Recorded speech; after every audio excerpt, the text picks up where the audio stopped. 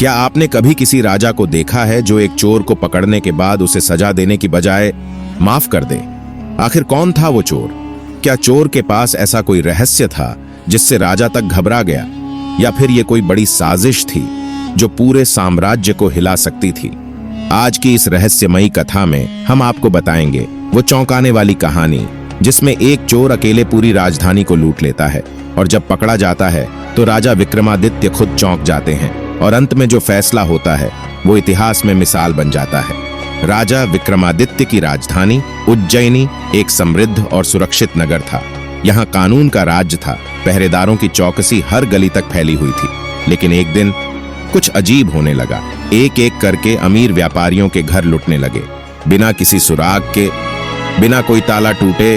हर सुबह एक नया मामला सामने आता।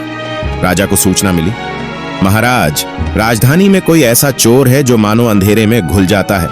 राजा ने गुप्तचरों को लगाया, पहरेदारी बढ़ा दी, लेकिन चोर का कहीं कोई नामो निशान नहीं मिला। और तब चोर ने वो कर डाला जिसकी किसी ने कल्पना भी नहीं की थी। एक रात महल के भीतर से शाही तलवार और सिंहासन की नक्काशीदार मूर्ति गायब हो गई। ये चोर अब सिर्फ अमीरों तक नहीं बल्कि राजमहल तक पहुंच चुका था। पूरे दरबार में हड़कंप मच गया। राजा विक्रमादित्य ने क्रोध में आकर कहा, अगर वो चोर मेरी आंखों के सामने आया तो मैं खुद उसे सजा दूंगा। लेकिन ठीक अगले दिन दरबार के द्वार पर एक व्यक्ति आया, साधारण कपड़े, शांत चेहरा और हाथ में वही शाही तलवार। उसने कहा, मैं ही वो चोर हूं, मुझे सजा दीजिए महाराज। पूरे दरबार में सन्नाटा छा गया। विक्रमादित्य बोले, तू ही वो चोर है जिसने पूरे नगर को लूटा? क्यों किया तूने ऐसा, और अब खुद सामने क्यों आया?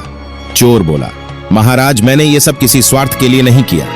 मैं जानता था कि एक दिन आप मुझे पकड़ ही लेंगे, पर जो मैं कहना चाहता था वो बिना इस करतूत के आप तक नहीं पहुंचता। राजा बोले, बोल, तेरा असली मकसद क्या है? चोर बोला, महाराज, मैंने चोरी उन्हीं घरों में की जहां अमीरों ने गरीब किसानों की जमीन हड़पी थी, जहां भ्रष्ट अमात्य टैक्स के नाम पर जनता को लूटते थे और आपने कभी उनकी शिकायतें सुनी नहीं। मैंने बस वही धन लौटाया, वहां जहां उसका हक था। राजा सोच में पड़ गए। ये आदमी कानून तोड़ चुका था, मगर उसके इरादे में न्याय था।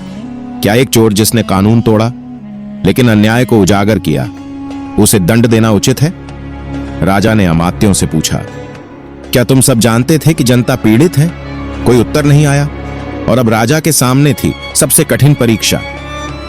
एक लंबे मौन के बाद राजा उठे और बोले, जिसने भी कानून तोड़ा है उसे दंड मिलना चाहिए। न्याय के लिए लड़ा है, उसका सम्मान भी होना चाहिए। राजा ने चोर को न तो बंदी गृह भेजा और न ही उसे छोड़ दिया, बल्कि उन्होंने चोर को राज्य का गुप्त सलाहकार बना दिया। एक ऐसा पद जहां से वो सीधे राजा को भ्रष्टाचार की खबर दे सकता था। यह था वो चोर जिसने चोरी से नहीं, सच्चाई से दरबार जीता। और राजा विक्रमादित्य ने साबित किया, सच्चा न्याय केवल सजा देना नहीं बल्कि सच को पहचानना भी होता है। और इसीलिए राजा विक्रमादित्य ने उस चोर को माफ कर दिया, क्योंकि वो चोर नहीं, एक जागरूक नागरिक था।